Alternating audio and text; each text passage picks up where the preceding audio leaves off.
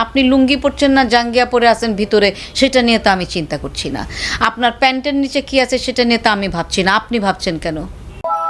ঘুরলেও তো আপনি আমার দিকে তাকাবেন না।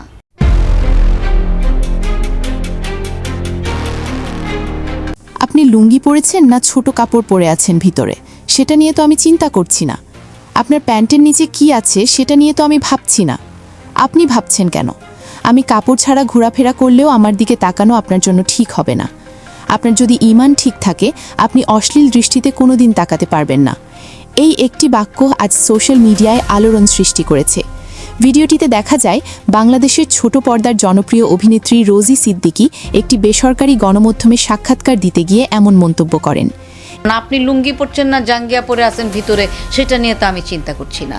আপনার প্যান্টের নিচে কি আছে সেটা নিয়ে তো আমি ভাবছি না। আপনি ভাবছেন কেন? এই নারীর ভাইরাল বক্তব্য ঘিরে সামাজিক মাধ্যমে ব্যাপক আলোচনা শুরু হয়েছে।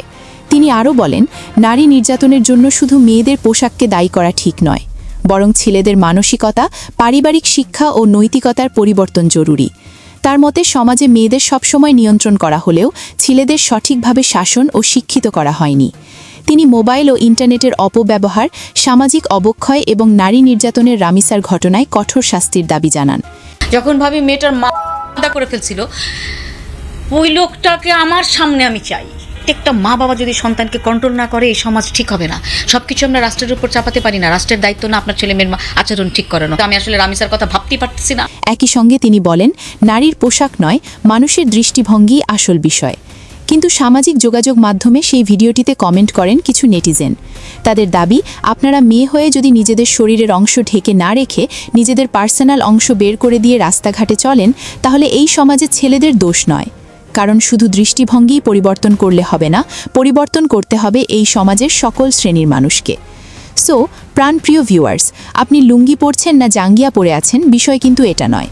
বিষয় হলো, দেশের মানুষ যদি পরিবর্তন হতেও চায়, পরিবর্তন হতে দিবে না এই ইন্টারনেট জগৎ এবং এই মোবাইল ফোন। এই ফোন থাকাকালীন সময় আমরা কেমন আছি আর ফোন না থাকাকালীন সময় কেমন ছিলাম সেই শৈশবে, তা চিন্তা করে দেখুন, উত্তর বেরিয়ে আসবে। ভিডিওটি ভালো লাগলে একটি লাইক দিন এবং জানিয়ে দিন আপনার মূল্যবান মতামত কমেন্ট করে।